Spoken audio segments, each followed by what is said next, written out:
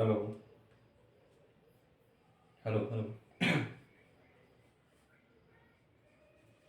Welcome to all of you my YouTube channel Mukesh Chaudhary Jaipur द्वारा। आज की क्लास में आपका हार्दिक स्वागत है, अभिनंदन। आज की क्लास हमारी मैथमेटिक्स की होने वाली, जिसमें आपको टॉपिक लास्ट एक पार्ट हो चुका था, एक लेक्चर हो चुका था, जिसमें परसेंटेज के आधारित जो कुछ फ्रैक्शन वाली संख्या जो आपको बहुत ही महत्वपूर्ण हर चैप्टर के अंतर्गत, हर कड़ी के अंतर्गत वो बहुत ही महत्वपूर्ण सहायक है आपके लिए। तो इसलिए मैं वो क्लास आपके लिए करवा चुका था। और यदि आप चैनल पर फर्स्ट बार हो तो उससे क्लास को आप अच्छी तरह से लीजिए, जिससे आपकी हर चीज़ कॉन्सेप्ट क्लियर हो सके और जिससे आपको ये दिक्कत सामना ना करना पड़े, जिससे आप भिन्न जो भी आपकी फ्रैक्शन वाली संख्या होती है ना, वो किस प्रकार से कट पाती हो और किस प्रकार से नहीं। यदि आपको समान रूप से वह संख्या मिल जाती है तो आप किस प्रकार से उसको यूटिलाइज के रूप में अपनी, अगर दो दो तीन तीन इकाई आप रोज की याद मतलब रोज प्रैक्टिस अपने ध्यान में डालोगे तो वह आपको चीजें एकदम क्लियर हो जाएगी। तो आज ही क्लास को हम शुरुआत करते हैं परसेंटेज के नेक्स्ट कॉन्सेप्ट, जिसे हम किस प्रकार से उस क्वेश्चनों को आधारित और कैसे इसको यूटिलाइज में हमारे परसेंटेज के रूप में आता है। तो आज हमारे नेक्स्ट कॉन्सेप्ट पर हम बात करते हैं।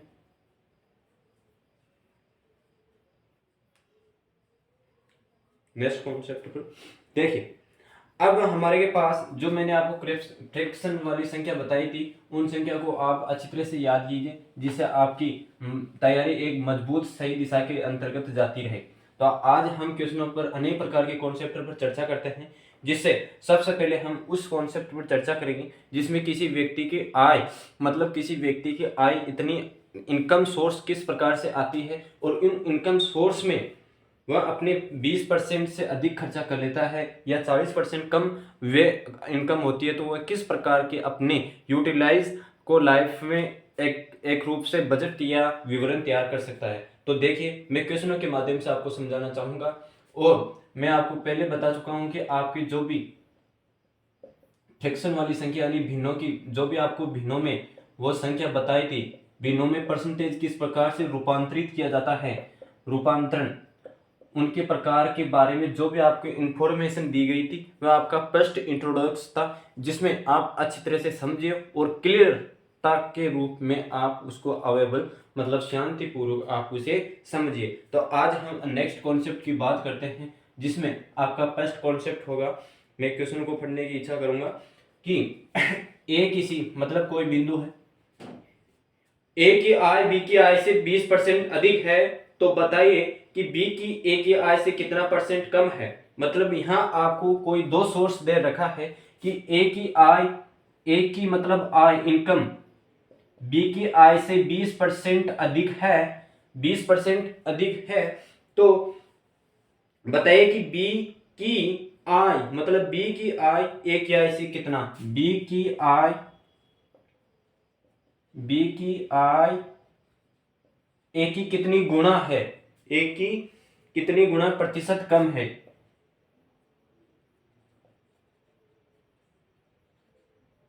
गुना प्रतिशत कम है, यह आपको निकालना है। ठीक है, अब नेक्स्ट इस क्वेश्चन में हम किस प्रकार से निकालते हैं। मैंने आपको बताया था कि इस क्वेश्चन को हम दो तरीके से, दो मेथड के तरीके से कर सकते हैं कि हमारे को इस बात का भी पता है कि परसेंटेज कितनी होती है। मूल रूप से आपके पास परसेंटेज 100 होती है, मूल रूप से आपके पास परसेंटेज कितनी होती है, ओवरऑल टोटल 100% होती है। किसी भी प्रकार से आप ग्रेडिंग देना चाहोगे या किसी भी आप फील्ड में सक्सेस होना चाहोगे तो वहां आपको 100% के रूप पर आधारित कार्य करना पड़ेगा। तो यहाँ क्या कह रहा है कि ए की आय बी की आय से 20% अधिक है, मतलब यहाँ 20 बी की आय से 20% अधिक है, तो यहाँ आपके पास 100 है, 100% है, इससे 20 गुना अधिक है, 20% इसके अधिक है, तो आपके पास यहाँ टोटल 120% होगी। भाई 20% यहाँ आपको ऐड करना पड़ रहा है, 20% आपको अधिक अधिक दिखाई दे रही है, 20% यहाँ अधिक होगा। तो आप मुझे यह बताइए इस 20% का आपके पास मतलब कितनी मल्टीप्लाई यानी कितनी परसेंटेज गुना कम होगी, जिससे आपके पास आंसर आ सके। यहाँ देखिए, इससे यह कट गया तो 2 इंटू 12 तो 1 इंटू 6, तो यहाँ आपके पास 1 इंटू 6 के आपके पास क्वेश्चन मैंने बताया था कि 16 सही 2 बटा 3 ये परसेंटेज होती है, मतलब 16 सही 2/3% होती है। किसकी आय पूछा है हमारे को यह पूछा है कि क्वेश्चन में कि बी की आय ए की आय से कितना परसेंट कम है।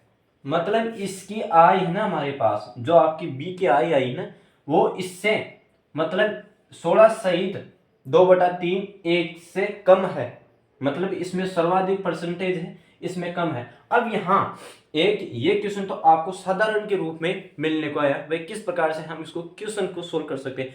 अब मैं इस परसेंटेज के आधार पर जो आपकी फ्रैक्शन वाली संख्या होती है उसके आधार पर किस प्रकार से हम इस क्वेश्चन को सोल्व कर सकते हैं, और इसमें एलिगेशन का नियम किस प्रकार से हम डिवाइड में के रूप में लगा सकते हैं। तो मैं आपको दूसरा मेथड बताता हूं। इसी में आप मुझे यह बताइए कि इसमें परसेंटेज कितने रूप में आ रहा है। 20% के रूप में आ रहा है। क्या आपके पास कोई 20% है? 20% है। इस 20% के आपके पास क्या आंसर होना चाहिए और क्या आंसर नहीं। यहाँ आपके पास 20% है। अब इस 20% की आपके पास ग्रेडिंग क्या होगी? 1/5 होगी। ठीक है भाई, फ्रैक्शन इसकी 1/5 होगी।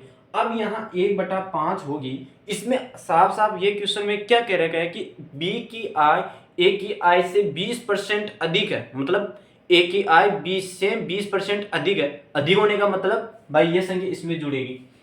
भाई पहले आय इसके अंतर्गत 6 थी। भाई पहली आय इसके अंतर्गत 6 थी।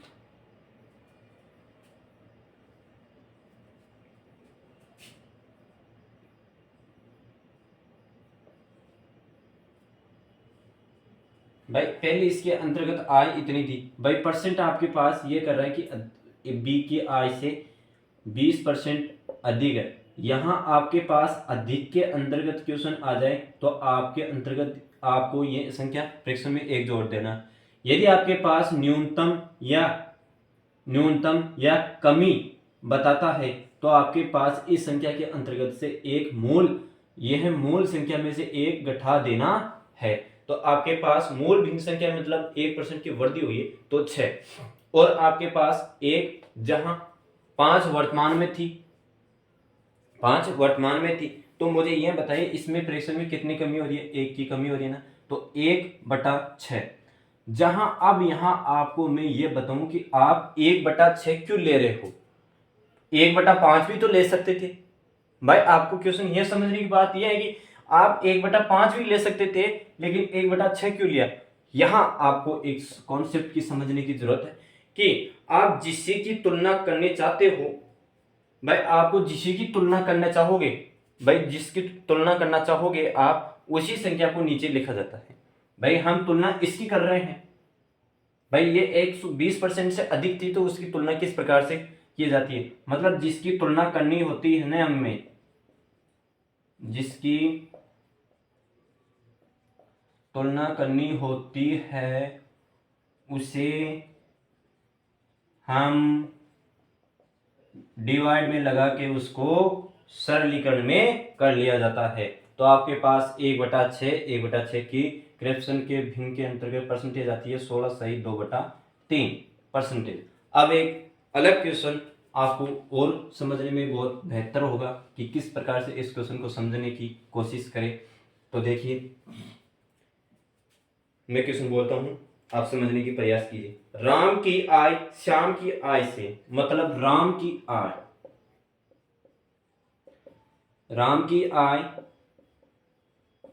श्याम से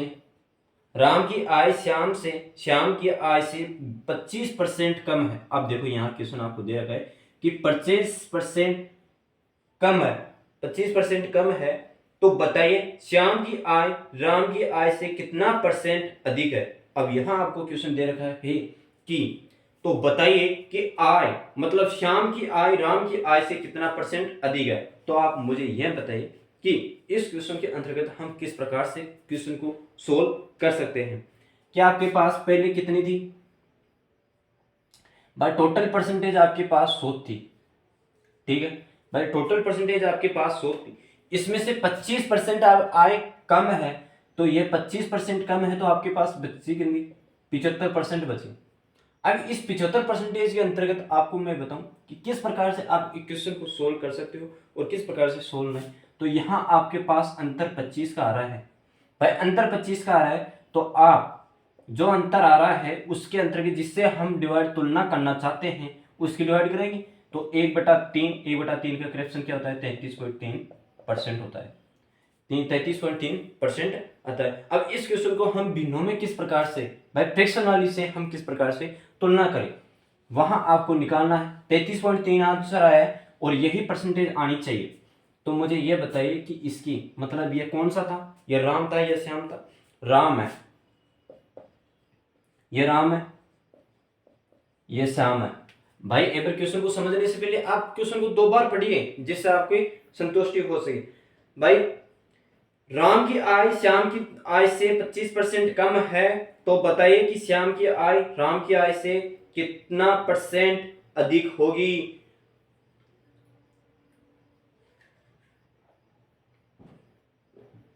भाई पहले राम की आय थी आपके पास, भाई पहले राम की आय थी आपके पास 3, भाई इससे 25% का आपके पास क्या होगा, 1/4 होगा, ठीक है, 1/4 होगा। अब इस 1/4 से होगा तो कमी क्या है कि इसके अंतर्गत घटाना होगा।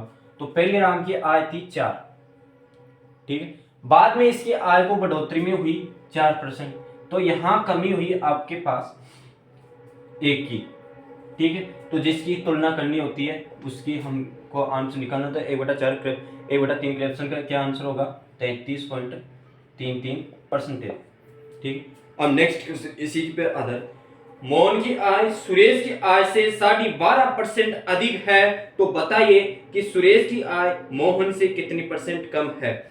अब यहाँ आपको 2 व्यक्तियों के पर्सन के नाम देकर और पूछा है कि मोहन की आय सुरेश से कितनी परसेंट अधिक है, जिसमें आपको क्वेश्चन को अच्छी तरह से समझना होगा कि मोहन की आय सुरेश की आय से, मतलब मोहन की आय सुरेश की आय से 12.5% अधिक है, 12.5% अधिक है, 12.5% अधिक है, तो सुरेश की आय मोहन की आय से कितना परसेंट कम है, भाई कितना परसेंट कम है।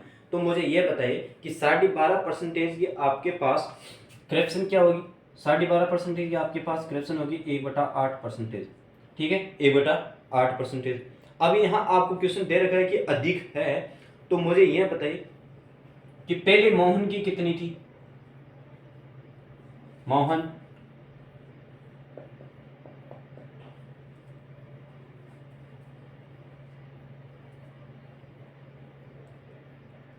सुरेश की आय से कितना परसेंट अधिक है, सुरेश की आय से कितना परसेंट अधिक है, 12.5% अधिक है। तो मूल संख्या आपके पास ये करेक्शन थी, इसमें बढ़ोतरी होगी, तो बढ़ोतरी होगी तो इसके पास 9 थी। जब इसको तुलना करने के पास इसके बाद में आपके आंसर है कि 8, यहाँ इसकी आय 8 थी और इसकी आय 9 है, तो इससे कितना परसेंट अधिक है, इससे 1% अधिक है, ठीक है भाई, 1% इससे अधिक है। तो आपको तुलना करना है कि 1/9, जहां आपके पास 1/9 के फ्रैक्शन के अंतर्गत कितने और किस प्रकार से आपके आंसर आता है।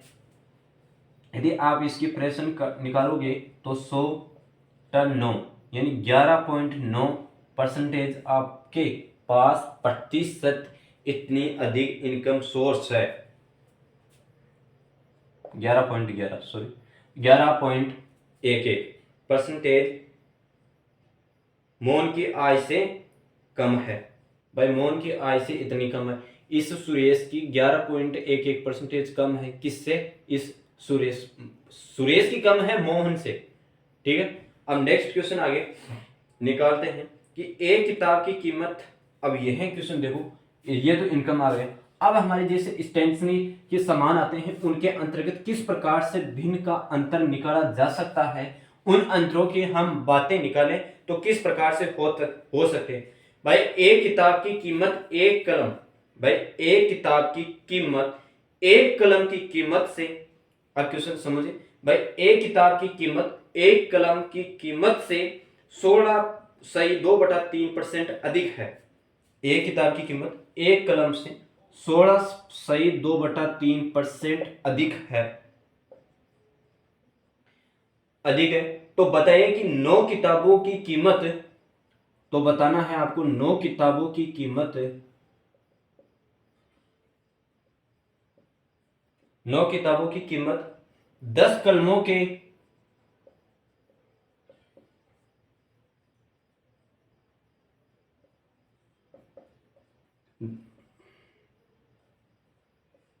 कितनी परसेंट अधिक है, यह आपको आंसर निकालना है। एक किताब की कीमत एक कलम की कीमत से 16 से 2/3% अधिक है, तो बताइए कि किताबों की कीमत 10 कलमों की कीमत से कितना परसेंट अधिक है। तो मुझे आप अच्छी तरह से समझा सकते हैं कि आप एक तरफ तो आपके किताब होनी चाहिए और आपके पास एक तरफ कलम होनी चाहिए। कलम का पूछ रखा है, तो मैं ऐसे बात करना चाहता हूं, आपको यहां खर्चा पूछ रहा है, मेन बात क्या है कि खर्चा पूछ रहा है। तो मुझे यह बताइए कि आप खर्चा पूछ रहा है, तो जो भी आपकी इनकम होगी, आय होगी, और जितने भी आपके पास पैसे होंगे उनसे ही तो होंगे भाई, उनसे ही तो निकाले जाएंगे, उसी तरफ से निकाले जाएंगे। तो मुझे यह बताइए कि आपके पास जितने भी पैसे हुए उन संख्या को आप किस तरीके से निकाल सकते हो और डायरेक्ट कर सकते हो। तो यहाँ आपके पास 16 सही 2/3, ये किस, इसको हम भिन्न में फ्रैक्शन में बदलना चाहे तो आपके पास ये 1/6%, मतलब 1/6। अब ये अधिक है, तो अधिक होने के कारण आपके पास ये सात किताबें होंगी, फिर आपके पास 6 कलम होगा भाई। एक कलम अधिक होने के कारण, एक कलम अधिक होने के कारण ये तो आपकी होगी प्राइस भाई। एक किताब की प्राइस आपके पास 7 रुपये है और एक कलम की आपके पास 6 रुपये है, और टोटल आपको संख्या दे रखी है कि संख्या कितनी दे रखी है आपको, यह आपको दे रखा है कि 9 किताबों की कीमत और 10 कलमों की कीमत। भाई 9 किताबों की कीमत और 10 किताबों की कीमत, तो 9 और यहाँ 10, तो मुझे यह मल्टीप्लाई बता के बताऊँ कि यहाँ कितना आएगा, 63 और 60। तो यहाँ कितनी की कमी हो रही है, बढ़ोतरी में कितनी की हो रही है, 3 की हो रही है। ठीक है भाई, 3 की यहाँ कमी को नजर आजाद कलम से 3%, 3 अधिकारी है इसमें। ठीक है, आप मुझे फ्रैक्शन के अंतर्गत हमारे को निकालना किस चीज की है, निकालना किस चीज की आपको ध्यान में, कलमों की कीमत से कितना परसेंट अधिक है। अब कलमों की निकालना है तो हमारे को तो कलमों की निकालनी, कलमों की कितने परसेंट से अधिक है, तो 60 इंटू भाई 60 इंटू 100,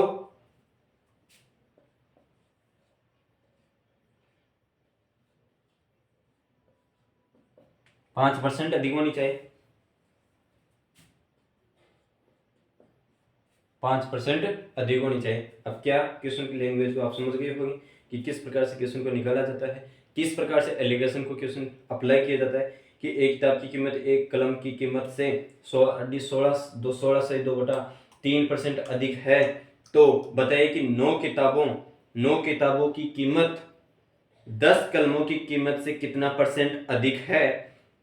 तो मुझे ये आपको ये भी पता होगा कि आप एक तरफ प्राइस इंटू संख्या, जहां आपका खर्चा निकलेगा वह आपकी इनकम सोर्स में निकाली जाएगी। इस क्वेश्चन को, इस फॉर्मेट को आप अच्छी तरह से समझ लिए, जहां आपकी हर कंडीशन की स्थिति को ये चेक कर सकता है। ठीक है, अब नेक्स्ट क्वेश्चन करते हैं इसी पर आधारित एक, फिर नेक्स्ट चेंज कॉन्सेप्ट।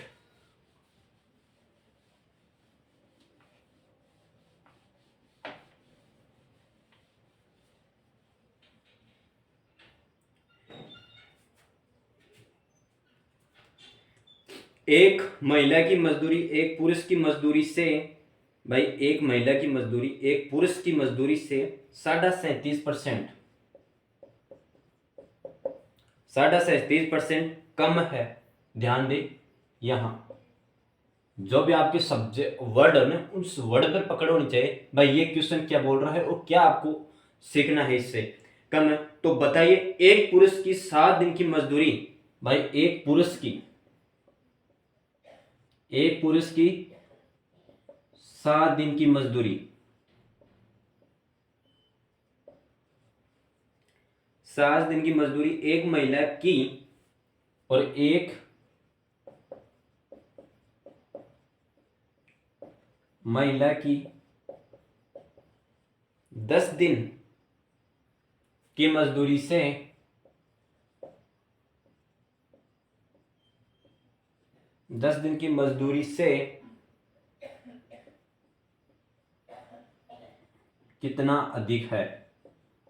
क्योंकि ये क्वेश्चन बड़ा था इसलिए आपको यहाँ बोर्ड पर समझाने की कोशिश कर रहा हूँ जिसे आप समझ सकते हैं। ठीक है, लैंग्वेज बड़ी होने के कारण आपको समझ में नहीं आता है इसलिए मैं बोर्ड पर लिख देता हूँ। जो मेन बात होती है वो बोर्ड पर लिखने से आपको अच्छी तरह से समझ में आ सकती है। अब देखो मैं क्वेश्चन को एक बार पूर्ण रूप से पढ़ना चाहता हूँ। भाई एक महिला की मजदूरी एक पुरुष की 37.5% की मजदूरी से 37.5% कम है, तो मुझे बताइए कि एक पुरुष की 7 दिन की मजदूरी, भाई एक पुरुष की 7 दिन की मजदूरी एक महिला की 10 दिन की मजदूरी से कितना परसेंट अधिक है, कितना परसेंट अधिक है। अब यहाँ आपको वही आपको फ्रैक्शन वाली संख्या से देखना है कि एक तरफ आपके पास महिला होगी और एक तरफ आपके पास पुरुष होगा। ठीक है, अब यहाँ ये 37.1% कितने फ्रैक्शन के अंतर्गत आता है, 3/8 फ्रैक्शन के अंतर्गत आएगा। ठीक है, 3/8 फ्रैक्शन के अंतर्गत आएगा। इसको पूर्ण रूप से लिख लो, 3/8 फ्रैक्शन आएगा। अब यहाँ कितनी परसेंट वह अधिक है कि मजदूरी की महिला कितनी परसेंट अधिक है,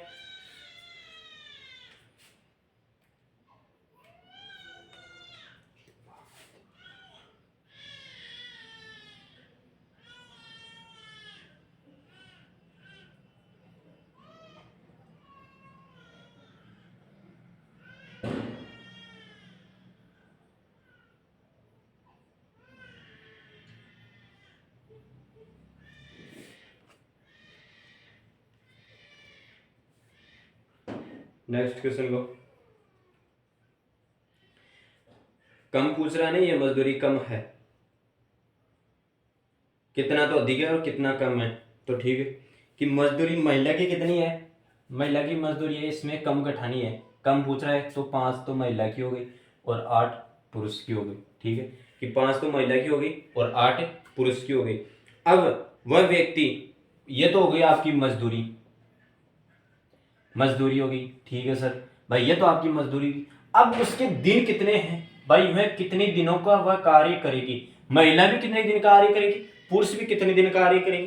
तो महिला की आपको पुरुषों की महिला की संख्या दे रखी थी 10 दिन और पुरुष आपका काम कार्य करेगा 7 दिन में, तो ये 56 और 50, तो इसमें आपके पास +6 की वृद्धि हो रही है। सर आपके पास +6 की वृद्धि हो रही है, तो मुझे ये बताइए कि आपको निकालने किसकी है कि महिला की 10 दिन की मजदूरी से कितना अधिक परसेंट अधिक है। तो महिला की मजदूरी से कितना परसेंट वह अधिक है, तो महिला की परसेंटेज से आप निकालोगे तो मुझे ये बताइए आपके पास 6/50 × 100 हो गया,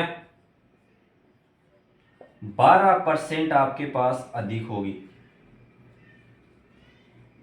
12% आपके पास अधिक होगी। किससे होगी, अधिक में कमी, इन दोनों का अंतर 12% आय की इनकम सोर्स से कम होगा या अधिक होगी। ठीक है, जो यदि आपको क्वेश्चन में इस प्रकार से डिक्लेयर कर दे कि आपको परसेंटेज क्लियर अधिक निकालनी है तो आप अधिक आंसर लगा सकते हो। यदि आपके पास आंसर में न देखे ऐसे कर दे हुए डिफिनाइट नहीं कर पाता है तो आपको अधिक या कमी के बारे में जो आपको आंसर आएगा 12% अधिक ही होगी या कम ही होगी।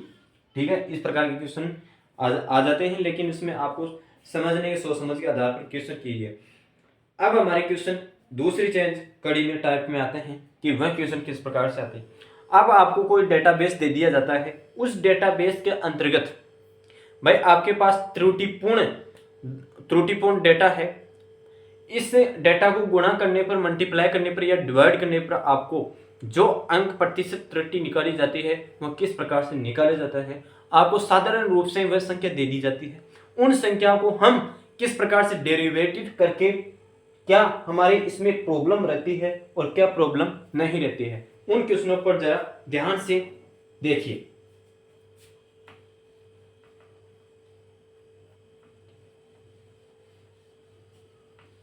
ये तो आपके समझ में आ गया होगा मैं किस प्रकार से है, किस प्रकार से नहीं। इसमें आपको फ्रैक्शन वाली की विधि ज़्यादा अपनानी होगी, क्योंकि जिसमें आप ये क्वेश्चन अपनाते जाओगे ना तो आपकी ही बहुत। अब देखिए क्वेश्चन को, अगर किसी संख्या को 5/6 से अधिक, किसी संख्या को 5/6 से गुणा करने के बजाय, अब देखो भाई गुणा करने के बजाय 6/5 से गुणा कर रहा है, तो परिणाम में प्रतिशत त्रुटि बताइए। तो जो भी आपके पास परिणाम मिलेगा उस परिणाम में आपको प्रतिशत त्रुटि बताना है। ठीक है, क्वेश्चन क्या है समझिए। अगर किसी संख्या में 5/6 से गुणा करने के बजाय 6/5 से गुणा कर दिया जाता है तो उसके परिणाम में क्या प्रतिशत त्रुटि होगी, यह आपका क्वेश्चन है। और इस क्वेश्चन को हम किस प्रकार से हैंडल कर सकते हैं, तो मैं आपको बताऊं कि किस प्रकार से करें। आपके पास दो त्रुटिपूर्ण, जो आपको एलिगेशन नियम बताया था उसी के आधार पर और उसी के फ्रैक्शन के आधार पर आप क्वेश्चन को सोल्व करना है, जिससे किसी भी प्रकार से आपकी कमी ना हो। ठीक है, या 5/6 से 6/5 से गुणा करना है, तो आपके पास सही डेटा, दो डिजिट बनेंगे, सही डेटा और गलत डेटा। ठीक है भाई, सही डेटा और गलत डेटा। सही डेटा क्या था भाई? सही डेटा यह था कि 5/6 था, जिससे गुणा करने के बजाय 6/5 से आप गुणा कर देते हो भाई, 6/5 से आप गुणा कर देते हो, ये हो गए भाई, आप इससे गुणा कर देते हो। तो मुझे यह बताइए कि आप इसके अंतर्गत क्या समझ में आ रहा है, तो आप इसका एलसीएम निकालोगे। 5 व 6 का आप एलसीएम निकालोगे तो आपके पास 30 एलसीएम आ जाएगा। उस एलसीएम को आप 30 से यहां गुणा कीजिए, 30 से यहां गुणा कीजिए। आप इस एलसीएम को काटिए तो आपके पास 5 और इस एलसीएम को काटिए तो 6। ठीक है, तो यहां आपके पास गुणा करके लिखना है कि 25 अनुपात, और ये है आपके पास 36:36। अब यहां कितने परसेंटेज की त्रुटि आ रही है भाई? कितने परसेंटेज की यहां त्रुटि आ रही है? आपके पास +11% की, मतलब 11 डिजिट अंकों की त्रुटि आ रही है। अब मुझे यह बताइए कि हम क्या कर रहे थे भाई? जिसकी हमें त्रुटि निकालनी होती है, जिस भी डिजिट की हमें त्रुटि निकालनी होती है, जिस त्रुटि को हम लिखा जाता है कि जो भी आपके पास अंतर आया जाता है, उस अंतर के अंतर्गत आपको 25 × 100 के अंतर्गत त्रुटि निकालनी होगी। और ये आपके पास 44% की त्रुटि आपको देखने को इस क्वेश्चन में मिली। ठीक है, क्वेश्चन समझ में आया होगा, मुझे मेरी आशा के अनुसार में आपको मुझे लग रहा है कि यह कॉन्सेप्ट आपको बहुत अच्छी तरह से समझ में आ रहा होगा। और अगर नहीं भी आए तो मैं एक बार फिर से समझाने की कोशिश कर रहा हूँ। पर बात यह है कि आप क्वेश्चनों को और प्रैक्टिस करते रहे। जहां आपको सबसे महत्वपूर्ण कड़ी आपको मैं बता दूं, जो आपकी फ्रैक्शन वाली संख्या आती है ना, उस फ्रैक्शन वाली संख्या को आप लगातार याद करते रहे, जिससे आपकी मुश्किल से मुश्किल कड़ियों को दूर होती जाएगी। अब देखिए यहाँ भाई, आपको देखो क्वेश्चन में दे रखा था कि 5/6 से गुणा करने के बजाय 6/5 से गुणा कर देता है, 6/5 से गुणा कर देता था, उसके परिणाम में क्या परिवर्तन होगा, क्या प्रतिशत त्रुटि होगी। तो हमें पता है कि सही डिजिट क्या था, गलत डिजिट क्या था। तो हमने इन दोनों को लगाया, तो आपके पास 5/6 और 6/5, 6 का और 5 का हमें एलसीएम लेना है। एलसीएम लेने के बाद इस एलसीएम को काटना है, संख्या को बराबर में लिखना है, और हमारे एक सरल शुद्धिकरण के रूप में डिजिट को डाटा लेना है, जिससे डिजिट लेने पर पश्चात आपके पास 11 का अंतर है। उस 11 के अंतर्गत आपको प्रतिशत त्रुटि निकालनी होगी। सही डेटा की प्रतिशत त्रुटि निकालना चाहता है तो सही डेटा के आप जहां भी आपके अंतर आया उस सही डेटा की परसेंटेज डिवाइड के अंतर्गत लगाए और परसेंटेज का आंसर निकालिए। अब आपके नेक्स्ट क्वेश्चन इसी प्रकार के आधार पर देखो, मैं क्वेश्चन करवाता हूं या मैं जो भी कॉन्सेप्ट करवा रहा हूं उस कॉन्सेप्ट पर आधारित 3 या 4 क्वेश्चन होंगे, जिससे आपका कॉन्सेप्ट एकदम क्लियर होता जाएगा। मैं जिस प्रकार से आपको हर सुविधा के अनुसार कॉन्सेप्ट क्लियर करा रहा हूं, आप भी उस समझने के प्रयास कीजिए और आप लगातार सपोर्ट करते रहिए, लगातार मेहनत करते रहिए, जिससे आगामी क्षेत्र में, आगामी आप फील्ड में अच्छी तरह से सफलता प्राप्त कर सकें। ठीक है, अब अगले क्वेश्चन की ओर। किसी संख्या को 5/3 से गुणा करने पर, देखो कि किसी संख्या को 5/3 से गुणा करने के बजाय गलती से 3/5 से गुणा कर दिया जाए तो परिणाम में कितनी प्रतिशत त्रुटि आएगी? तो परिणाम में कितनी परसेंट त्रुटि आएगी, यह क्वेश्चन आपको देखना है। ठीक है सर, हम लगाते हैं कि सही प्रतिशत क्या थी, सही प्रतिशत क्या थी, गलत प्रतिशत क्या थी। तो सही आपके पास 5/3 थी और यहाँ 3/5 थी।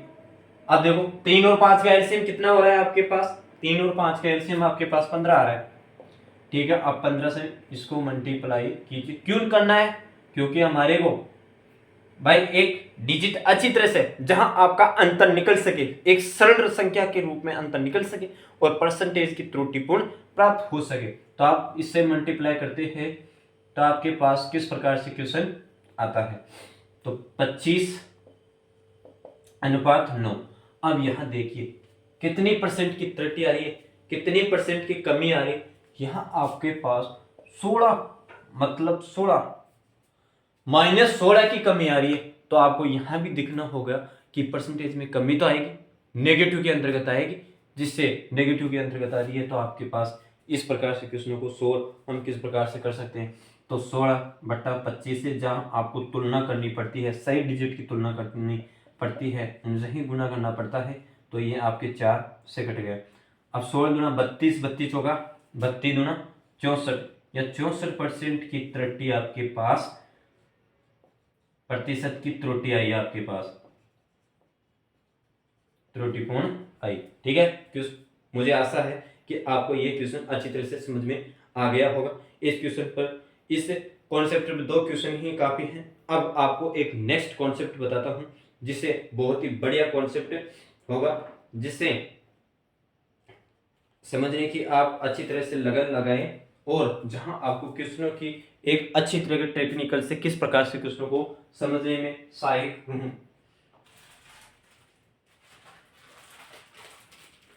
अब आपके पास क्वेश्चन है कि आपका जो भी प्रोडक्ट मीन भाई, आपको एक प्रोडक्ट के रूप में संख्या दे दी जाती है, उस दोनों चरों को, मतलब दोनों समान संख्याओं को किस प्रकार से हम बराबर कर सकते हैं। भाई एलसीएम एचसीएफ को किस प्रकार से हम बराबर कर सकते हैं।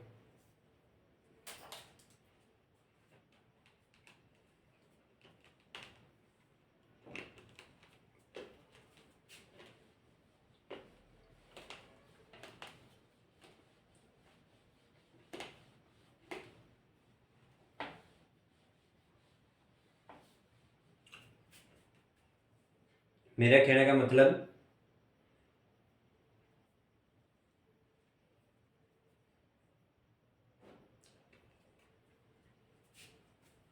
नया कॉन्सेप्ट है आपके साथ, दो संख्याओं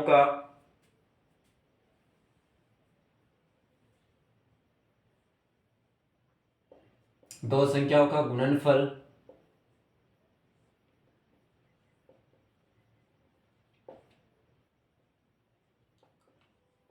निश्चित हो तब।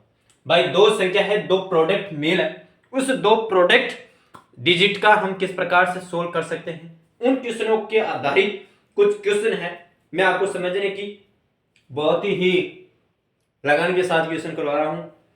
तो आप भी मुझे सपोर्ट करते रहिए कि दो आपके पास प्रोडक्ट है, उन प्रोडक्ट को आप गुणा करते हो तो आपके पास फाइनल रिजल्ट, आपके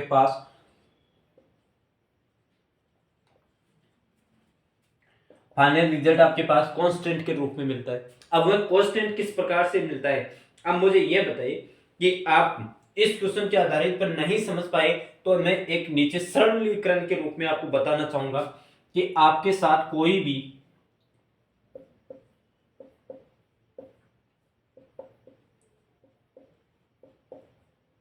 इस प्रकार के क्वेश्चन से आप अच्छी तरह से समझ पाएंगे, मुझे आशा है। आप बिजनेस कर रहे हो, आपके घर में कोई भी इनकम सोर्स है, इस क्वेश्चन को अपने आय पर, इनकम के आधारित पर लगातार समझिए और उसके अपने जहन में उतारिए। भाई ये क्वेश्चन क्या कहना चाहता है, ये कॉन्सेप्ट क्या कहना चाहता है। भाई आपके पास एक खर्चा है, आपको खर्चा है कि आपकी इनकम है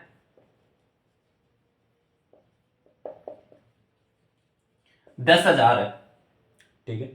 भाई आपकी इनकम है पर मंथ आपकी 10,000 है। आप इस खर्चे के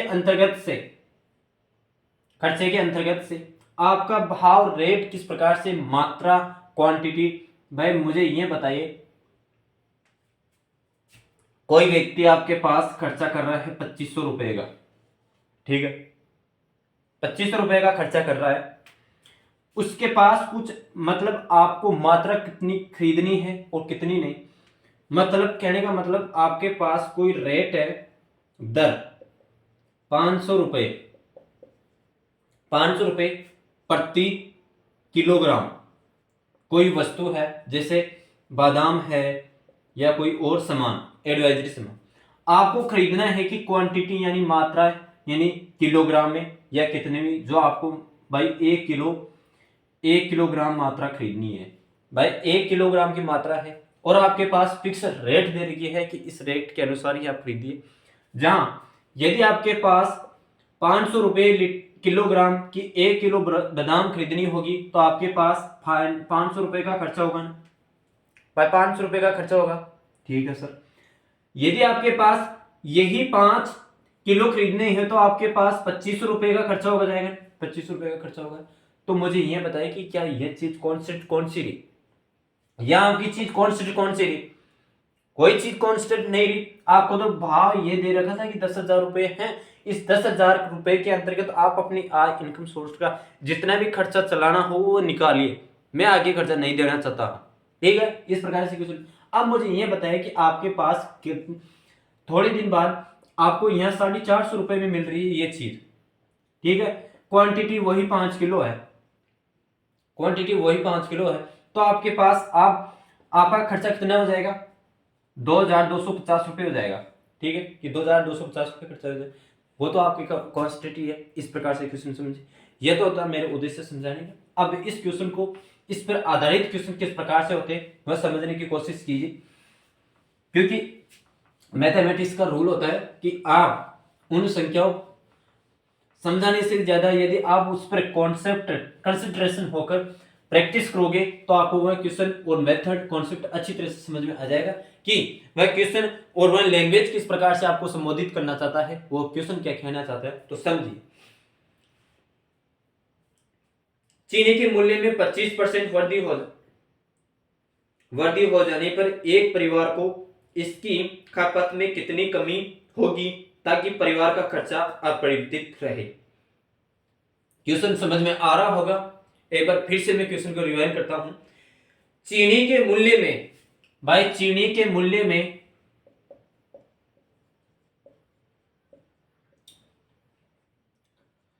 चीनी के मूल्य में 25% वृद्धि हो जाए, देख लो क्या बोल रहा है, वृद्धि हो जाए, वृद्धि हो जाने पर एक परिवार की इसकी खपत में, भाई एक परिवार में इसकी खपत में कितनी कमी आ जाएगी, कितनी कमी आ जाएगी ताकि परिवार का खर्चा अपरिवर्तित रहे, ताकि परिवार का खर्चा अपरिवर्तित रहे। तो मुझे बताइए आपके पास डेटा क्या दे रखा है, आपको डेटा यह दे रखा है कि मूल्य आपको 25% से अधिक है। जहां आपको यही निकालनी है, यहां आपको फिर से मैं एक बात दोहराना चाहता हूं कि आप जितनी भी मैं क्लास पीछे ले रखा हूं उन क्लासों को आप अच्छी तरह से समझिए और जहन में उतारिए। जो भी क्वेश्चन, जो भी कॉन्सेप्ट आपको क्लियर करा रहा हूं वो एक सटीक जानकारी और सरल जानकारी के रूप में अवेलेबल करवाई जा रही है। आपको 25% जो भी आपकी फर्स्ट क्लास है फ्रैक्शन वाली संख्या, उसको अच्छी तरह से आप समझिए और पढ़िए और आसानी से आप माइंड में रखिए। तो ठीक है, 25% की आपके पास कितनी इनकम रहती है और कितनी नहीं। 25% की फ्रैक्शन आ गई आपको 1/4, ठीक है। अब इसमें पहले और अब यानी प्रेजेंट टाइम में क्या खर्चा था और पास्ट टाइम में क्या खर्चा था, ये कार्य, ये दोनों डिजिट चलेंगे, ठीक है।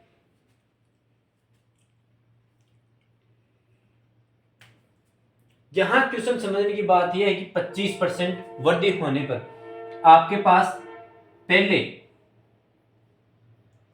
कितने खर्ची थी, पहले कितने खर्चे थे, पहले 4 रुपए थे, ठीक है। भाई माना कि उसके पास 4 रुपए का खर्चा था, तो 4 रुपए का खर्चा था, उसमें अगले 1 रुपए की वृद्धि हो जाने के कारण, यानी 25% की वृद्धि हो जाने के कारण उसके अब की बार 5 रुपए की खपत हो रही है। भाई 5 रुपए का बजट बढ़ रहा है उसके। इस संख्या को हम एलिगेशन में करते हैं और विपरीत कर देते हैं, तो 5 × 4, 5 × 4 इस प्रकार से क्वेश्चन को सोल्व करते थे। अब मुझे यह बताइए कि इसकी खपत में भाई पहले 5% थी, इसमें 1% की कमी रही, भाई 1 रुपए की कमी हो गई, तो 1% की कमी होगी तो 1/5, भाई 1/5,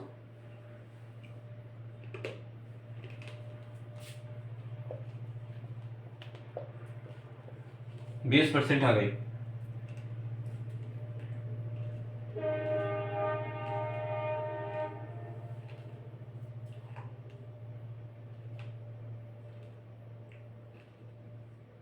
देखो क्वेश्चन क्या है, भाई चीनी के मूल्य में 25% वृद्धि हो जाने पर एक परिवार की इसकी खपत में कितनी कमी करनी होगी, कितनी कमी करनी होगी, जिससे आपका खर्चा 25% का 25% ही रहे, तो 20% की आपकी कमी करनी होगी, जिससे आपका खर्चा वो का वही रहेगा, मतलब 20% आपको खपत करना होगा।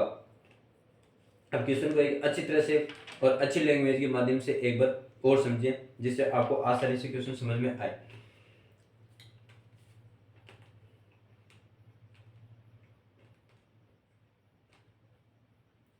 पेट्रोल की कीमत में 12.5% की वृद्धि होने पर, यह क्वेश्चन समझिए अच्छी तरह से है और लैंग्वेज भी बढ़िया दे रही है।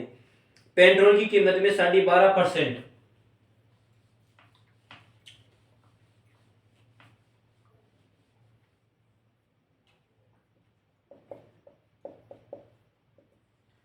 पेट्रोल की कीमत में 12.5% वृद्धि होने पर इसकी खपत में कितनी कमी की जाए, भाई इनकी खपत में कितनी कमी की जाए, कितनी कमी की जाए ताकि खर्चा अपरिवर्तित रहो, ताकि खर्चा कांस्टेंट रहे, यानी खर्चा फिक्स रहे। कैसे समझ में आ गया होगा, मुझे आशा है। पेट्रोल की कीमत में 12.5% की वृद्धि होने पर इसकी खपत में कितनी परसेंट की कमी की जाए ताकि कर्जा अपरिवर्तित रहे। तो यहाँ मैं आपको बताया था कि 12.5% के फ्रैक्शन की क्या आती है, 1/8,